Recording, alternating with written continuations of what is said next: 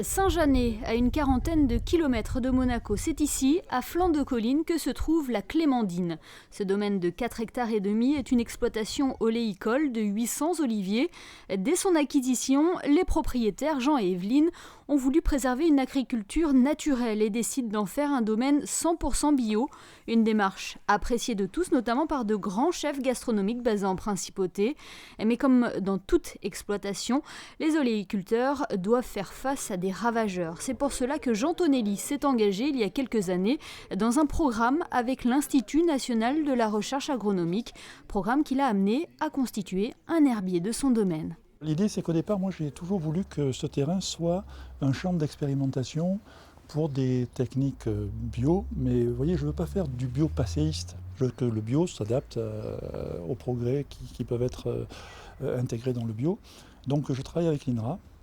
L'INRA a développé ici une recherche sur un petit hyménoptère qui s'appelle Psittalia lansbury.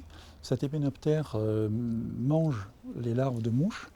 Malheureusement pour nous, il ne s'adapte pas, il ne s'acclimate pas et le produire coûte trop cher. Donc la recherche vient de s'arrêter l'année dernière. Dans le même ordre d'idée, je travaille avec Agribio 06 et Agribio 06 a un centre de recherche qui s'appelle le GRAB, c'est le groupement de recherche en agriculture biologique. Et il nous avait proposé de planter des espèces florales différentes pour être des plantes hôtes pour les insectes qui sont des auxiliaires. Et ils avaient fait appel à cette association de botanistes pour vérifier quelles plantes avaient réussi à s'implanter, à se reproduire. Et je les ai trouvées sympathiques. Et donc j'aurais proposé de me faire un herbier, parce que je pense que c'est bien d'avoir une photographie de la flore existante sur une propriété. Les premières cueillettes ont été échelonnées entre 2005 et 2011 par l'association botanique et mycologique de la Siagne.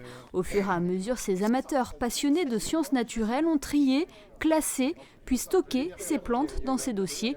Au total, 250 espèces ont été répertoriées dans ces 7 classeurs qui vont être d'une grande utilité.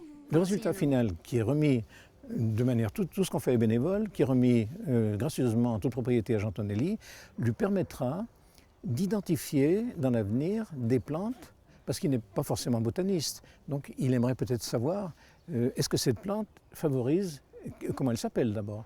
Et puis dans la bibliographie, dans les revues, dans tout ce qui est publié sur la mouche de l'olivier, il aimerait savoir si cette plante favorise un prédateur ou au contraire favorise le prédateur du prédateur. Vous savez, le cycle des insectes et de toutes ces bestioles, c'est quelque chose d'absolument compliqué. C'est un équilibre qui est très fragile.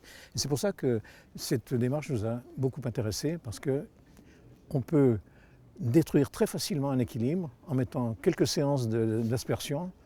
L'équilibre est détruit. Pour le reconstituer, il faut des années.